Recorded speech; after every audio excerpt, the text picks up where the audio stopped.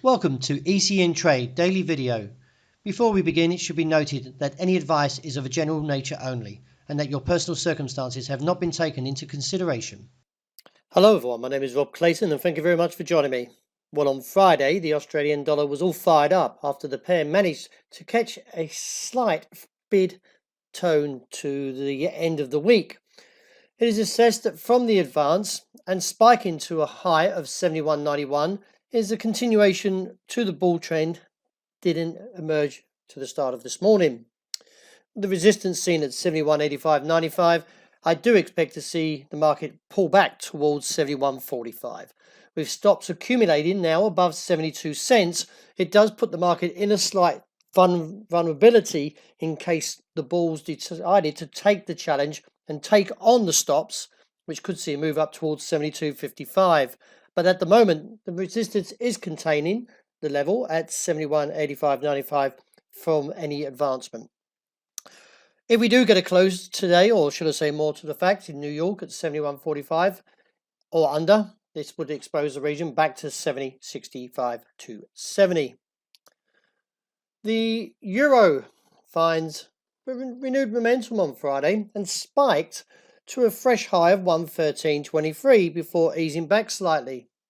The US dollar index, which measures the greenback strength against a basket of 6 major currencies, slipped to a fresh low of 96.34 before settling in at 96.52. A decisive break and a close under 96.40 would give you euro further upward momentum. Although I am looking at this stage to sell or see supply around the level of 113.10, I do expect to see the market eventually retreat back towards the support that's seen at 112.55 to 111.60.80, which is where the base continues to hold and also seen as the bullish foundations now. Let's see how the market closes in the next 24 hours, that is, in New York, and see if the market can weaken back to sub 113. The dollar yen case has remained relatively firm now for the last 2 days, and since the rebound of 110.70.80, the market is now challenging the 112 handle. It is assessed there will probably be stops now above 112.45. A break above there would give further scope up towards 112.90 figure and reassess from there. Support at this stage seen at 111.65 and beneath still holds at 110.70.80. The descending triangle still at this stage is holding after the market again stabbed and has many times now at this descending triangle. With the base still seen at 129.70.80, the market is still seesawing above there.